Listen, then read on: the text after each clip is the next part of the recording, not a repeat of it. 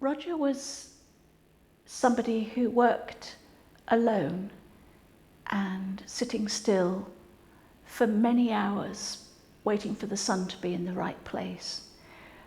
But walking for him was the start of that whole process, or so it seemed to me. And he was always looking for wood. He was always out there looking for something that he might be able to use to work on. And he often found wood that was discarded later on. But I think the place that wood was found somehow left its spirit within the piece of wood that he then worked on. And although they appeared to be quite separate activities, his sitting quietly holding a piece of wood in his hand and burning with his magnifying glass was perhaps a kind of meditation, a way of getting back to that place where he perhaps first found the wood, as well as being in the present, listening to the birdsong around him, watchful of what the sun was doing, mindful of the fact that he might be sitting in his own garden, or if he was abroad, sitting in a quiet place that he'd chosen out of the way of people. He was somebody who was a very social person and engaging when he was in company, but he had a solitary side, like most artists do, that's profoundly important, the need to be alone. This was the second summer where he invited me to spend time on the Isle of Wight. And the Isle of Wight is a bright, sunny place. And so we used to work early in the morning, serving breakfast, cleaning up, everything, get things ready to get the tables ready for the midday meal. And then we'd have a couple of hours before lunch started. So we'd sit in the sun, or we'd go for a swim, and or we'd do some work. And so one day he had these things, and he had his magnifying glass, and he just started to burn a piece of wood on the lawn in front of the hotel. And that was the very, very first time I saw him do it. It was quite early. I can't say it was 71 or 72, but that's the first time he did it, I think. I think the only thing I would say that we maybe haven't emphasised particularly is that apart from all of those things we've talked about, I would say walking and what happens to two people when they're walking, and walking for quite a long while, the understanding you can develop through that and doing it with each other quite often, and the things you end up talking about and the depth to which you talk about them, I'd say that was a really fundamental, it was always, well, where shall we walk to? What walk shall we go on today? We never ever thought about sitting around at Coast Guards for very long. It was always a walk. And I think, that slightly fed over into making the work I've got upstairs at Blakeney, in that I first walked there with Roger, but also the whole process I've kind of adopted. It's not part of the work, it's really logistics, but I didn't want to sit in a car to get there. I wanted to arrive there through physical activity of my own, in the same way that Roger and I used to arrive there on foot, having walked from Webburn. That process and the things you can get out of walking. Roger made me really aware of them, but I really enjoyed them with him. So it was really special. Yes, we talk quite a lot about our work. He was very interested in simple, pragmatic rituals and the spiritual dimension of those rituals. He was very interested in repetition, doing something over and over again, both in his work and in his way of life, walking the same path, sweeping with the same broom, as much as making a line on a piece of wood and repeating that line in a piece of work, sometimes hundreds of times. His work becomes a diary of a place, of a time, of a circumstance, of a weather, of whatever. It becomes an almanac of his life. And so it becomes something very private, in a way, and for him. Well, the line is the transformative aspect. So you have a piece of wood which has its history, and now it's being rationalized, I suppose. It's being observed, closely observed by a lens, with the sun. And this wonderful repetition of just keeping it that. So wherever it is applied, the same action, applied, every object's going to be different, will produce a different result, but there has to be something consistent to be able to magnify all the other aspects of the wood. Yeah, I remember Rogers with the pins and the things. I was very surprised.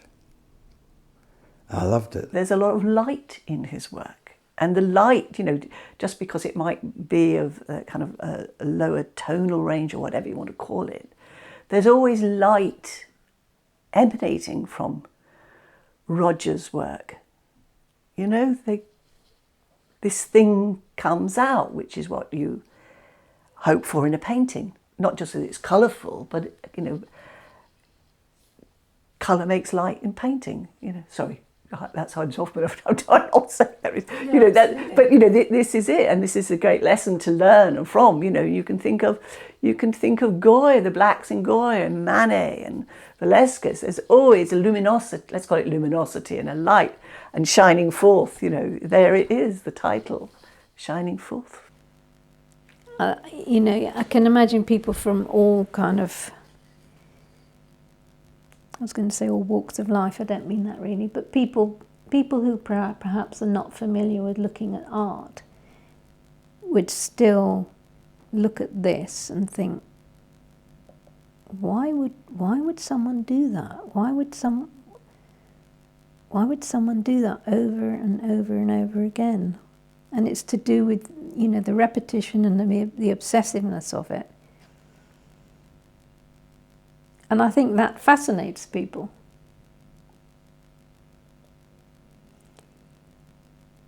Gives it a sort of gravitas. Something very throwaway becomes very significant.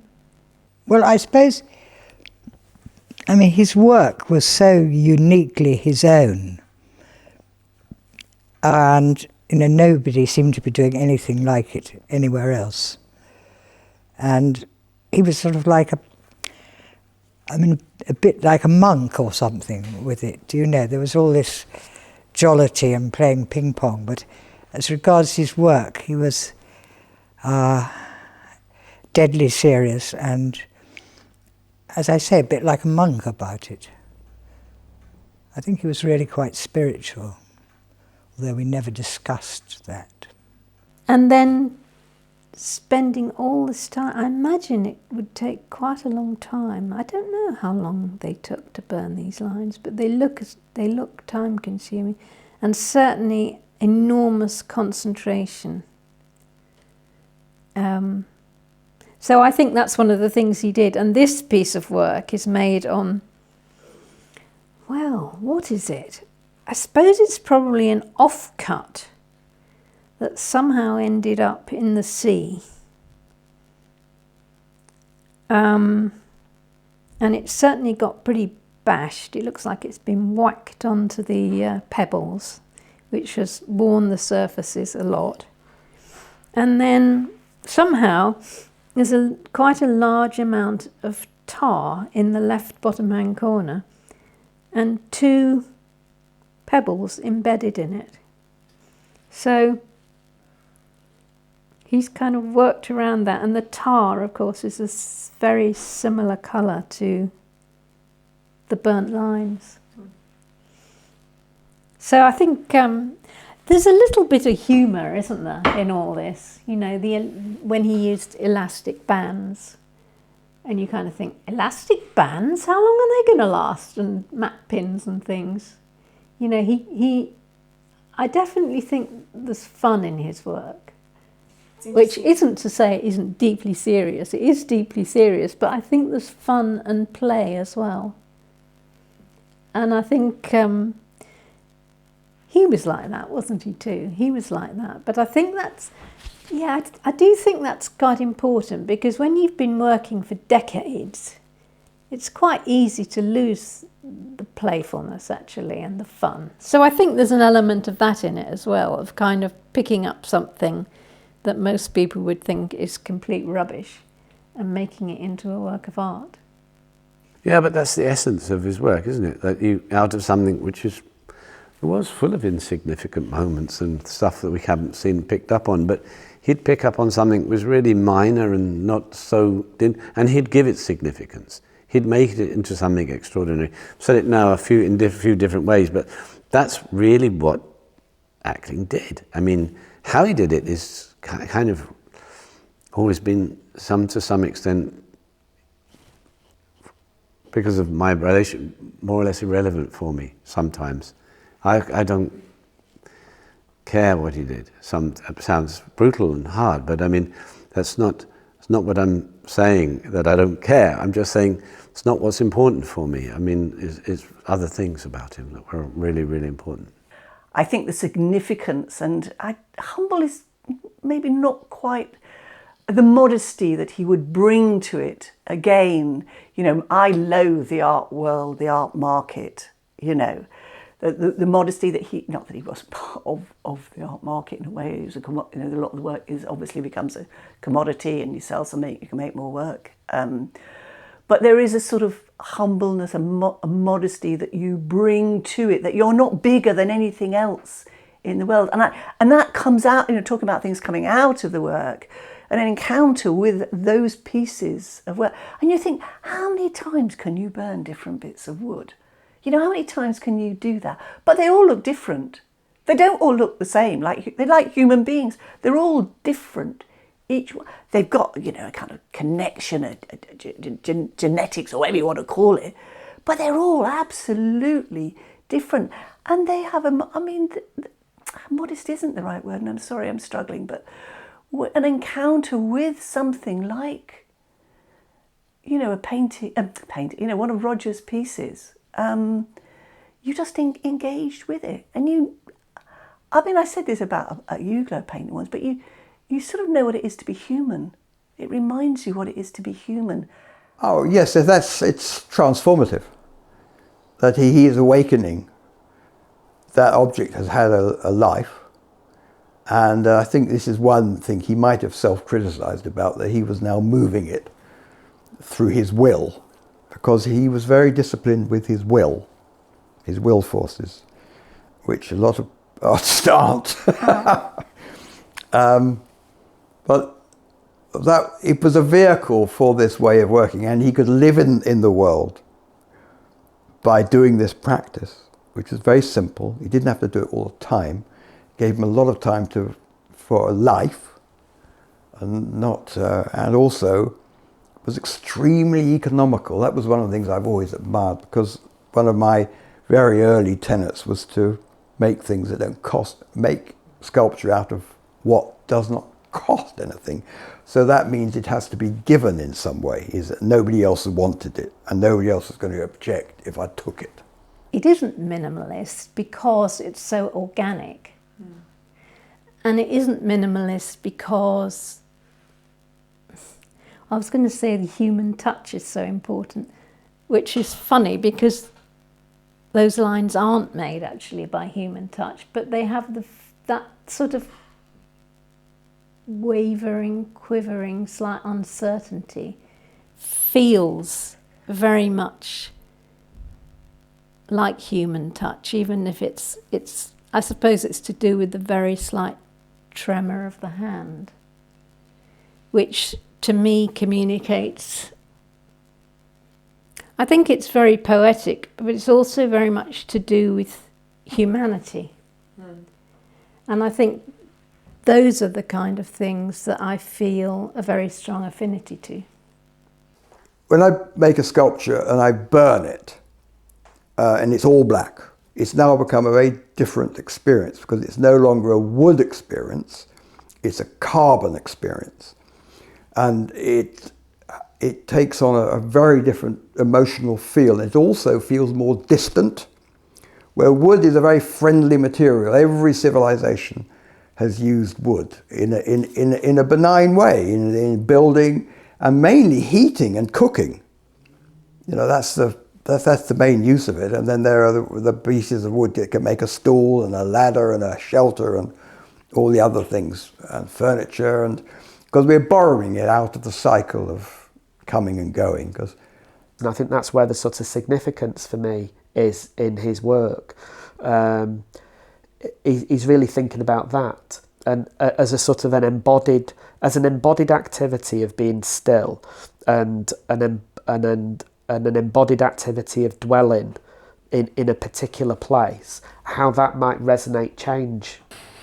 Yeah, I think the work, you know, for me has sort of still a great deal of kind of conceptual sort of surprise, you know, about how it deals with sort of, you know, time, space, location, encounter, you know, all those kind of things. And each object that Roger produced seems to kind of push that further, even though I could always identify a Roger Ackling work. Every single one seems to kind of be very, very different and surprising in its kind of form and structure, and, you know, the way like it can go completely around, you know. So I think the work still stands up, you know, it's still really, really interesting. I mean, I've introduced, even when I was in Hong Kong teaching, I would introduce, you know, new students to Roger's work, you know, and they would really be surprised by it. And, you know, and I remember maybe, you know, artists that have kind of, I mean, Alan Charlton, you know, Richard Long, Roger Ackling, you know, I think those artists obviously have sort of, their work has stood the test of time. Hamish, Fulton, I mean, so I'm not sort of criticising all the great things that they've done, but I think Roger's, for me, still has so many surprises in it, you know. I still get excited when I see a Roger Ackling work. I guess these days people talk about art a lot more, and they seem to be very preoccupied with the ideas behind it, and that's great, you know, that's fine. But actually, for me, it's about a habitual, repetitive, consistent work. It's about the work of making, rather than, and it's in a sense, it's sort of I sometimes think of it as a kind of a Jekyll and Hyde kind of approach, where when you're actually making the work, you are engrossed in the doing, and I almost don't think about anything, you know, other than the kind of means ends related activity of, you know, I want to achieve this result or not mess this up, or I want to get this colour or whatever it might be. It's quite simple stuff, but I don't think about it in a macro sense at all in the moment. And then I'll stop, stand back and think, okay, well, what happened here? You know, then it's a completely different kind of thinking. Then it's a much more sort of conceptual, you know, why is that better than that? What am I trying to achieve with this? What does that say? And so it's two quite different sort of ways of doing things. But most of the time, you're doing something which is almost completely mindless. Yeah, so this work was made on the 22nd of the 5th, 10. This is the day that I got married on, and this was a gift that Roger gave to us, to me and Daniela. It was made between 4 and 5 o'clock, which was the hour that we got married. We got married on a Saturday, and and then Roger gave me this on the Monday. So it's the hour. This is and I think things like that, actually, my initial sort of registration with Roger's work was not really about, when I look at this, I look at the sort of time, if you like, sealed or contained in this moment of making. I don't think I thought about that, actually, at the time when I first understood, or knew what Roger had made. So I think the thing that I've realised with Roger's work and maybe with his teaching is that it really unfolds over time, and I have a very different relationship to it now than what I did, when I was 18, 19. So it shifts and changes, really, even though it ostensibly stayed the same. My relationship to it has altered. This work was a gift from Roger Ackling. My good friend Roger Ackling gave me this as a gift on my 60th birthday. It's written on the back with Roger's stamp. And so what we have is 60 lines for 60 years. So I just think, you can't argue with that. It's just, it's perfect. So a really nice piece of wood, beautifully made lines, absolutely incredible. So you have all the things like the grains going this way and the lines are going, but anyway, there's all that kind of stuff. But it's just, because also this is a sort of diagram of 60 years, but also that will have taken him quite some time to do all of that, and he did it perfectly. Oh, this is a beautiful little piece of work that we have at home. One of many pieces of work, but this piece we don't hang on the wall. It's a piece for holding, partly because it's worked on the back and sides, and it's small. It can perfectly fit in my hand, and I like to think about Roger when he held it in his hand, looking at it, working out how he would make it. It's an uneven piece of wood, weathered, so it's probably a piece of driftwood. It's got a V, which means it was made at Vowood in 2010. And he's left a little area in the middle that is kind of rough and indented that he worked around. It's an unusual piece for him to make. Normally he would level things off, but I just think he was thinking about the natural quality of the wood. It doesn't have a straight side, it curves backwards, so he curves his lines round the back, but on that one he just neatly works them round to just the inside edge. I think it's a beautiful, humble thing. The idea of being an artist without banging a drum about it. The sheer joy of being a human being. I think the great thing about the work is it's human. It's absolutely human. And if you're ever in a space, you're fortunate enough to be in a space with the work, it's always got a presence. And it's a presence like, it's like the presence of the man himself. There was a presence. I've never known anybody else quite like him. I've never really experienced work quite like his.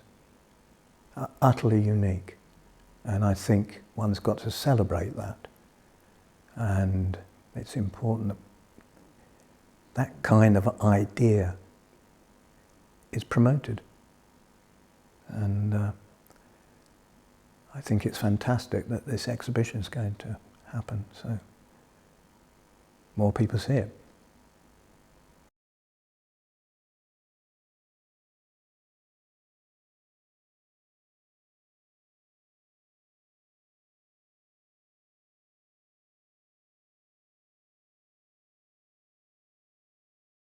I met him, I expect, on my first days teaching at Wimbledon Art School in the 80s. Colin Cena was head of painting, And he was like this little sprite hopping about. He was never still. He was always on the move, and he was very sort of tiny and very skinny. And when I painted him, that's why I made his parrot so enormous, to draw attention to how tiny and skinny he was. And a lot of the time he was watching football or the television while I was painting him. And the thing really about Roger was this rather overworked word, integrity. He had an enormous amount of integrity. I mean, he was very, very serious about his work and committed, I mean, as we all are. And he was just, I would say, full of integrity. He would allude to things. He never gave any specific information about stuff. And he never really, for a very long time, let on about what his interests were, or even what he did. You know, there was no... so he just let people get on with it, you know. And he could even be quite superficial, just pass the time, watch what people were doing. There wasn't really much. I don't think a pedagogic plan there, not at all. So he just, you know, let people get on with it. And I personally went through kind of doubt.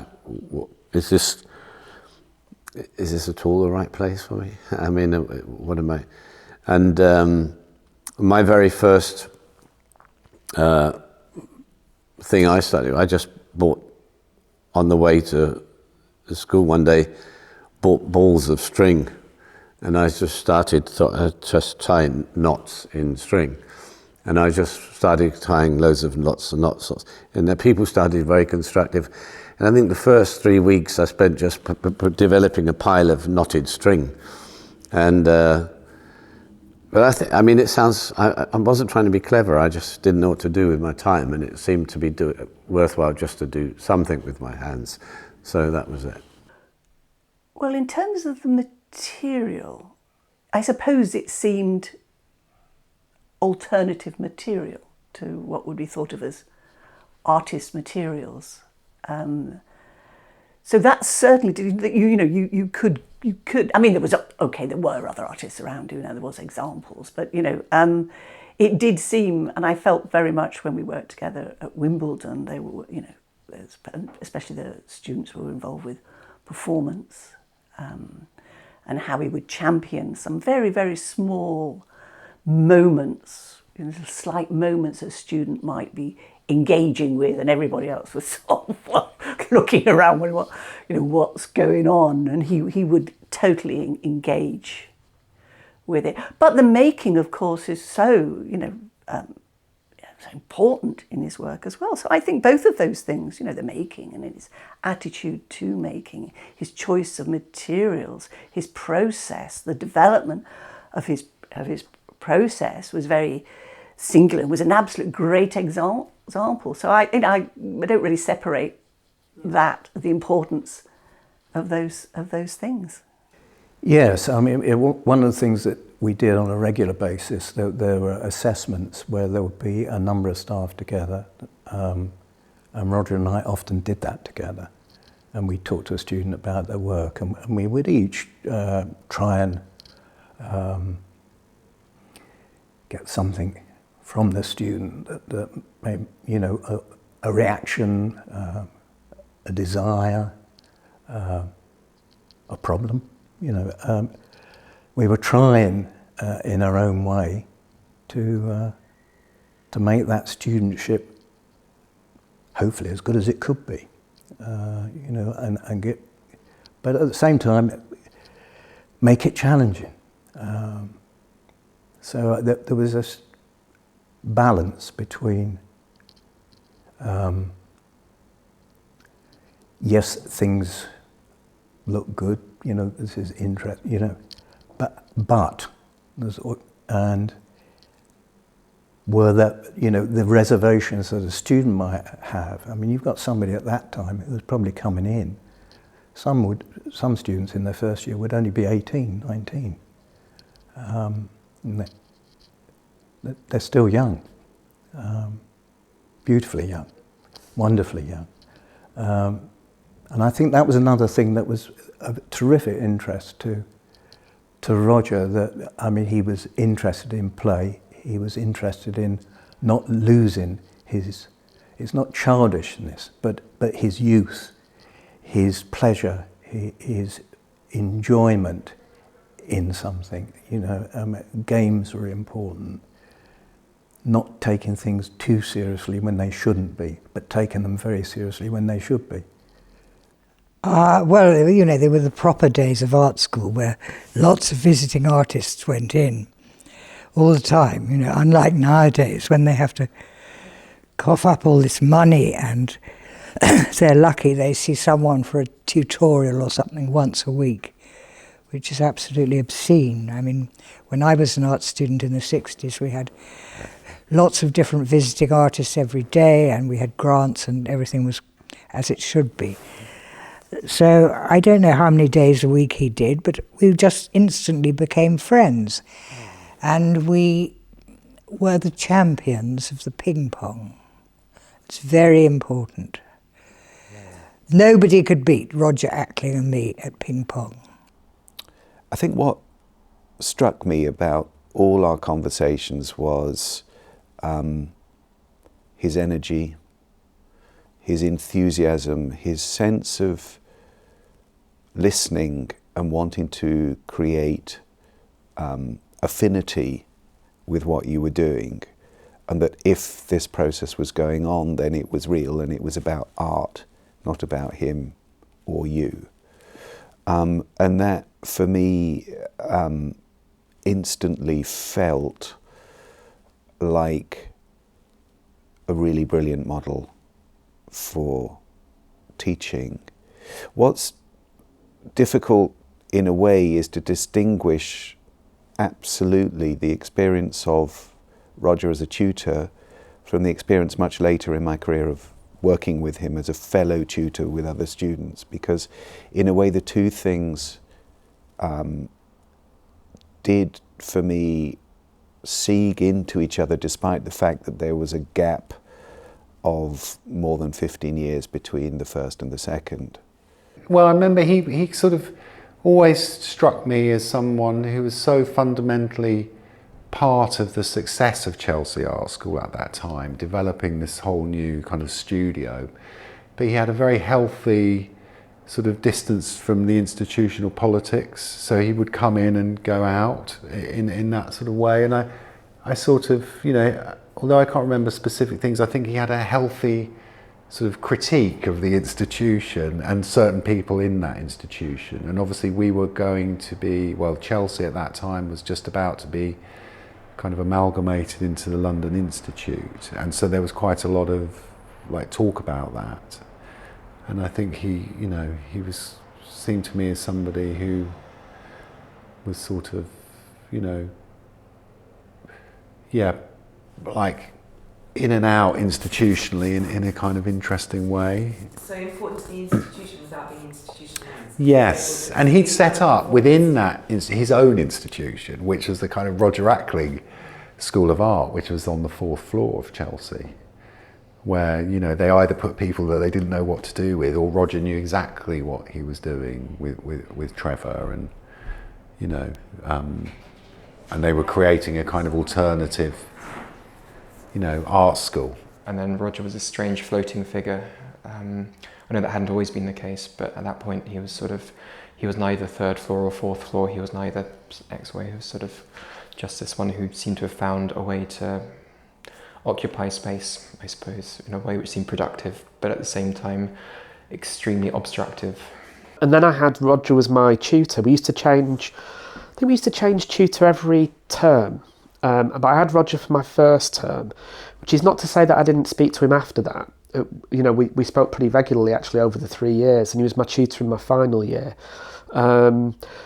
But the painting course then was split into 2 floors, a 3rd floor and a 4th floor. So the 3rd floor was was really where if you were a painter, figurative or you know, sort of loose abstraction, let's call it that, you would have been there. And you had an entirely different group of staff than if you were on the 4th floor. So I was on the 4th floor being a non-painter. And I had Roger, and I think we didn't get appointments in the way that you perhaps get an appointment now. There was not a timetable. So the time, if there was a timetable, it was just that you were there 9 till 5, and we had an art history lecture once a week for an hour. I think we had to write an essay once a term, and I just seem to remember Roger coming to see me for tutorials, and they seemed to last for at least an hour, but maybe sometimes longer. Only one-on-one, and I can't remember any group discussion ever. We never had any sort of group crits or anything like that. And we were also mixed in year groups. So I was in a space on the 4th floor with, I think, only 3rd years. So there was only me as a 1st year, and I was in a space with other 3rd years. And one of the things that was good about that was I could, although when Roger spoke to you, it was often quite sort of close. So he would sit, you'd be sat quite close to each other, and sometimes it was quite quiet. So it was really meant for you. It wasn't meant for anybody else. But I used to try and listen to everybody else's tutorials too. Well, I think the word provocative it is the key word, but it also maybe let's take the focus away from what it's meant to be, i.e., the work of art or the aspiring work of art, but let's talk about how it's come into the world in a different way, what it's surrounded by. Can we talk about it without talking about it? And then eventually get him round to actually saying something about the work itself, if it needs it, or if it seemed appropriate. But it was. I felt that what it did, it enabled people to be very aspiring and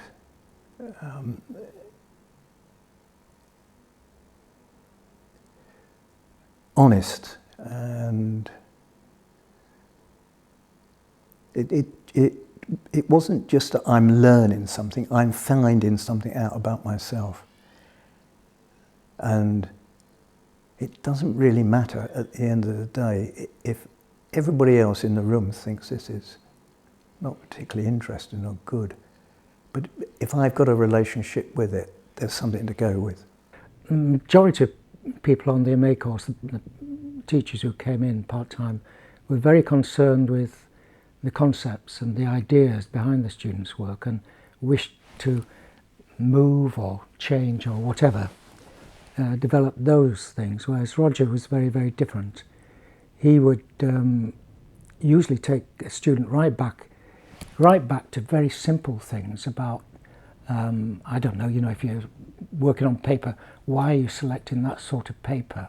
Why that size?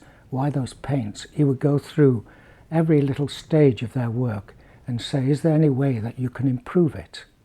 And he was very much that sort of person that wanted to go through every stage, and his thoughts are always that a student should, or anybody should, make the best possible decisions and best possible work at every stage, because work you can drop into various stages. Definitely in my own case, what Roger gave me was a lot of good guidance about survival and hanging in there. He'd been there, he'd done his gardening and things like that while he carried on making work after he left college. So when I left Chelsea, I ended up riding a bike as a courier for 3 years. And I think Roger could see that I was up for the fight. I didn't want to go back to the Midlands where I'd grown up. I knew if I wanted to be an artist, somehow I needed to hang on in London. And he could see I had a lot of energy, and Roger really liked people and talked a lot about energy. He valued it as as the sort of lingua franca that you need to make work. If you haven't got a lot of energy for it, you're going to fall away. So I seem to remember the conversations were just about what I'd made, but they weren't. It's difficult to say. I don't think they were about process necessarily, or explicitly about process, and they certainly weren't about materials explicitly. They were almost at a real tangent, or it felt, to maybe what you make. So there was none of the sort of what I would call sort of lazy art tutor advice about, you know, I think the work's a bit small, it could do with being a bit bigger. It wasn't that sort of discussion, and there was no sort of aesthetic, you know, I mean, I didn't use colour anyway, but there was none of that sort of discussion about perhaps, you know, there's not enough green, or and I can't actually remember any discussions about looking at other artists, really. There was no recommendations of, you know, you should look at, have you ever thought of looking at, you know, which I always think, you know, because I teach now myself, that's quite lazy teaching in a way, but there was never any of that. I can't remember any references or referrals to look at a book, or to go and look at you know, read a novel or things like this. It was really just about the situation of being there with the work and looking at it, and Roger responding to it, and perhaps talking quite tangentially about it made him think of, and it might be a sort of anecdote or a story about something.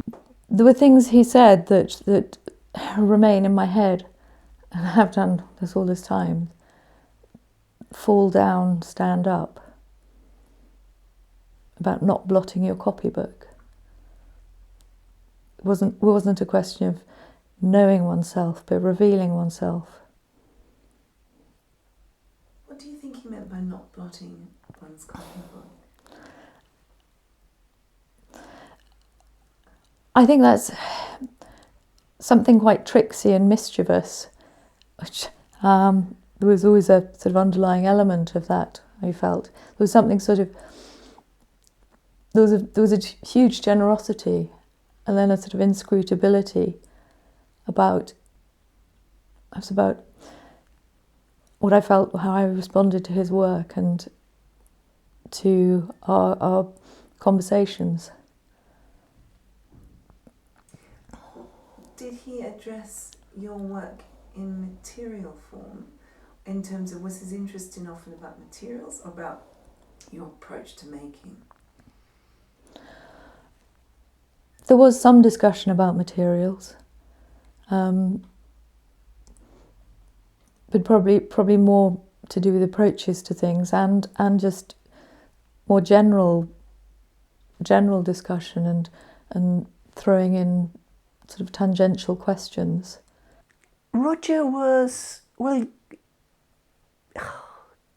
he was just so charismatic, actually. He was an extraordinary character to be alongside when you're having those kind of conversations, and very gentle. And the way he would, I mean, I learned a great deal. I'd like to think I learned from him as well. But you know, the way he brought things out of people, but you know, the way he would build up a sort of rapport and momentum to get to this, maybe to actually say or enlighten the student to the thing he really wanted them to say. So there's this kind of wonderful journey along the way. And he listened. That was a great thing about Roger and what I learned from him. And other people, actually. But Roger listened. You always felt, even when you were talking, it wasn't that he was just being silent. He was actually listening. And I think for a very young artist, that's an important thing. And I know that from when he would visit, and when I'd moved on to the Slade and he would come in occasional days, I know the feedback, if you like, horrible word actually, feedback from the students was, you know, they felt they'd had this most amazing encounter with this person, a bit like a guru or something. When Roger was teaching, I felt that he was quite evangelical in the way that he taught, with a small e. He had a sense of faith, he had a sense of spirituality, he was a lover of life, of living things, he was a lover of nature. And he wanted to express those things. He wanted to pass those loves on to students. It was quite important for him to do that. And some students were more receptive to that than others. So even after they finished their educational courses, he kept in touch. They shared things. They shared things that he loved. They were great admirers of his work. So if I thought Roger wouldn't have liked the show at all upstairs, I would be, well, it wouldn't be up there. I just wouldn't, I wouldn't, you know, that's part of who I am, that. Because, I mean, one of the things I've often felt over a period of time, especially perhaps making photographs in a way, is that the idea that you're this individual making work in some kind of cerebral isolation, I think, is the great illusion of art. Because you know, who I am, what I make, and all the things that have come to bear on it have come out of a whole sequence of relationships, especially working with other artists as much as I did. And you know, although I apparently didn't have much of a relationship as a student with Roger, he was absolutely integral to who I ended up with, who I ended up being as an artist. So, yeah, it's. I guess that says it, doesn't it, Ren? Completely. There's a sort of role model element, and I suppose the key also to that generosity is within it the sense of the need to disrupt, the mischief maker, the refusal to be hierarchical, and actually the active need at certain points that Roger had to sort of just nudge, you know, hierarchical positions out of their comfort zone. So that was based on a sort of real drive, I think, to make attentiveness the primary objective in what we're doing, and not to settle for hierarchical positions. And it also included at times almost bloody-minded refusal to agree to certain constraints being put on the education system. And as the education system through the 90s and noughties got more and more market-led, market-driven, marketized, Roger's ability to kind of step through that was kind of legendary, because I think a lot of people admired it, but they didn't have the confidence to do that themselves.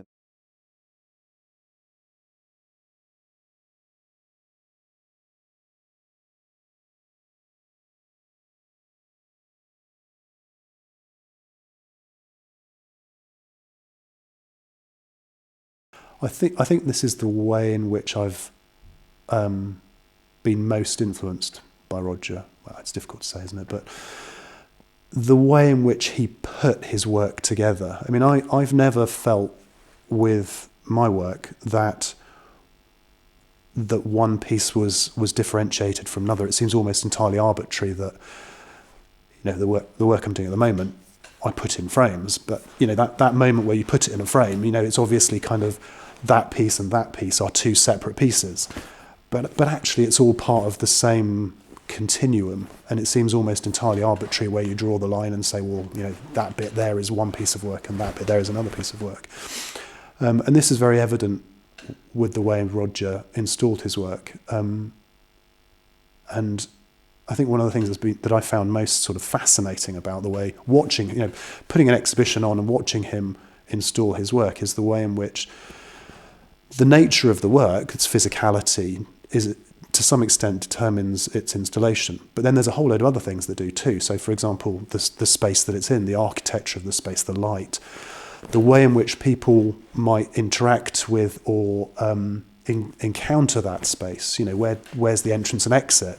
You know, all of these things become the material the determinants by which he would put an installation together. But then so much work would then be needed to sort of, group those things together in a space. I mean, for me, it was the power of the individual works themselves, but also the impact of having those works presented in a kind of, like a cosmos of work, where they relate and talk to each other. I think that's, for me, very, very memorable and interesting. And I haven't seen one of those shows for a long time. So I think it'd be really good to see that now, to see a Roger Ackling show now. Yes, exactly. And I think that's where that combination of pragmatism, flatter the space, and actually the reason for it not being, a narcissist or, constantly needing to be the centre of attention, but thinking of the space and how you get the best out of it for everybody's benefit, not just your own. So, in a way, that worked on two levels. One, it was in installing work in a space, whether his own or other people's, an absolute sensitivity to how the placing of that work affected its meaning. So, a sort of architectural, attuned nature, also the way, for example, a really skilled landscape gardener will understand how plantings unfold over time. So I think at the heart of his work in that level, there's a really heightened spatial awareness, and I think that's part of what he taught people through installing work. There were quite a number of pieces hung, I think, as my memory remembers, was hung at a similar sort of height all the way around the gallery space. And yeah, this presence, but inscrutability as well. And there was a not knowing quite what to make of it. And I remember I had an exhibition at a gallery called Dick Smith in 2008. Roger came to it, and he said because I remember thinking I'd been quite how would I put it? What would be the phrase? Not very traditional in my installation. I'd been quite quite out there, I thought, for my installation. Roger didn't think so. He said he thought there was a better exhibition within the exhibition that I'd made, and it made me really think. I'd not really thought about it, although staff for me not to think about it, because every exhibition I saw of Roger's was really, because I think Roger's work is always sort of understood about that activity of burning driftwood with magnifying glass, but actually it was also about the making of the show. So when I think back about the shows that I saw of Roger's, they were always dramatically different. They were really extraordinarily different. There's one thing, when we talk about installations, or installing work, I guess this was my first experience of installing an exhibition with Roger. And at the time I was making these kind of terribly sort of muscular, masculine kind of things, great big heavy things with structures made out of aluminium. And I would kind of, I'd turn up to this show that we mentioned, Definite Article, with a great big sort of building site box full of power tools and so on, because I was going to cut holes in walls and things like that. And then Roger turned up with a little drawstring bag, like those bags that you had when you were a kid with your PE pumps in. So he had one of those, and in this bag was a little handheld drill, some blue tack, some push pins, a little ruler, and that was about it. So I turned up with this, feeling, like a very masculine, sort of muscular artist, with my great big sight box full of power tools, and he turned up with this. It was almost slightly camp, but he didn't need anything other than that. He just, and then he went on to produce this wonderful installation with just the contents of this little drawstring bag. Well, the simple things sometimes, like we might be in a tutorial situation with a student, and this continued when eventually we were both teaching at Chelsea. But I remember hearing, probably for the first time, the idea that a piece of work could exist without, one seeing it. So the work could be placed in a box or a cupboard or somewhere obscure, or it would be very high on the wall or very low on the wall. It was all about challenging conventions, I suppose. I remember once he came to Wiverton Parish Rooms, and it was a meeting to do with the North Norfolk exhibition project. It was kind of like a meeting before the exhibition. He had work in it, he had got a lot of work in it. And he arrived at this meeting with a rubbish bag, a black refuse bag. And we'd all taken work. Most of us had, really made an effort with the old bubble wrap and the snazzy boxes. But Roger turned up with this black bag, and out of the black bag he produced this orange box that he'd been working on. And that was one of the supports he used. He'd made a series of works on these discarded orange boxes. So I think one of the things he really liked was to take something that was, I was going to say rubbish, something that was discarded and something that had had a former life and something that had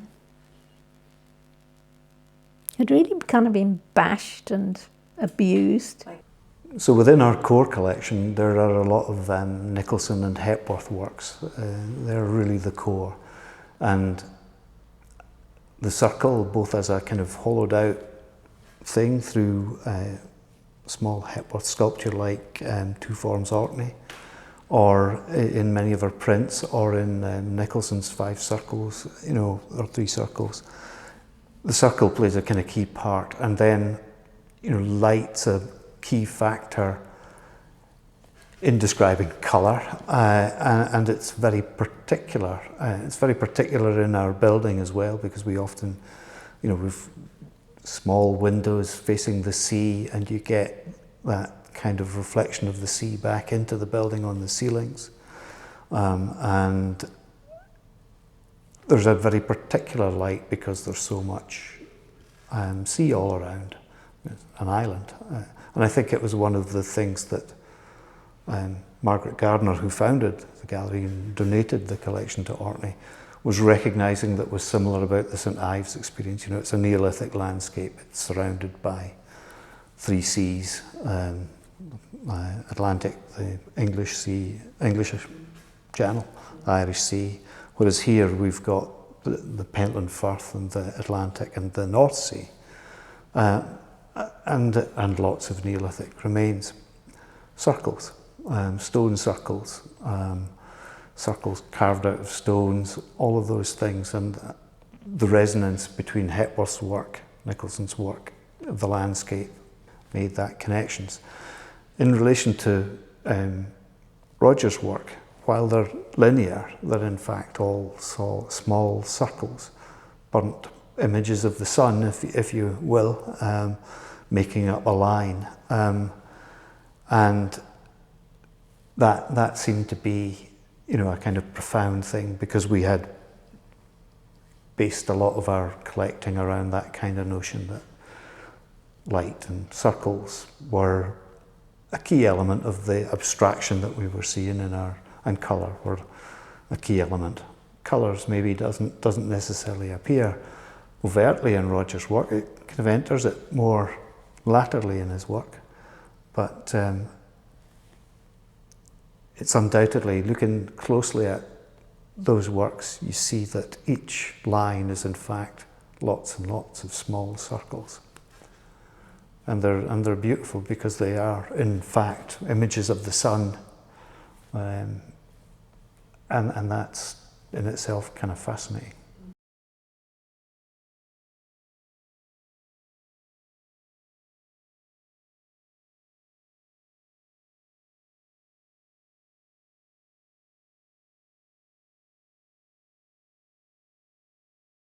Yeah, it was. Yeah. So another thing that that I did for him was so he knew I was a cyclist. So then one day I wasn't much in touch with him, but out of the blue he said, "Richard, I'm doing a lecture at the Royal Academy. I'd like you to come up from Bristol with your bicycle and cycle around the audience while I'm doing this talk." And so I said, right. I knew nothing about what it was about. So I came up and I cycled from Paddington into the Royal Academy and went up in the lift and found it was the Joshua Reynolds room, and there was just enough space between the paintings and the edges of the chairs, and it was dark, and Roger was giving a slideshow, and it was about Alfred Jarry. That was one of his favourite heroes. And just out of the corner of my eye, I could see that the slideshow that he was giving was some photographs of flowers upside down. But my main duty was to concentrate and just cycle around the audience. And I had to, because it was dark, so I had my front light on. Without hitting the walls? Yeah. All the. So I don't know, I must have circled around like 10 times or something. And then I thought that was enough. And then I stopped, cycled, and then took my bike out of the door, went down the lift and cycled back to Paddington and back to Bristol. Thought nothing more of it. And then, like about a month later, I happened to run into Roger in Piccadilly somewhere. And he said, "Oh, Rich, thanks for, that was great, coming up." He said that the one legacy of that, my little thing, was that like the next day, there was a sign on the lift saying that bicycles are not allowed in the lift.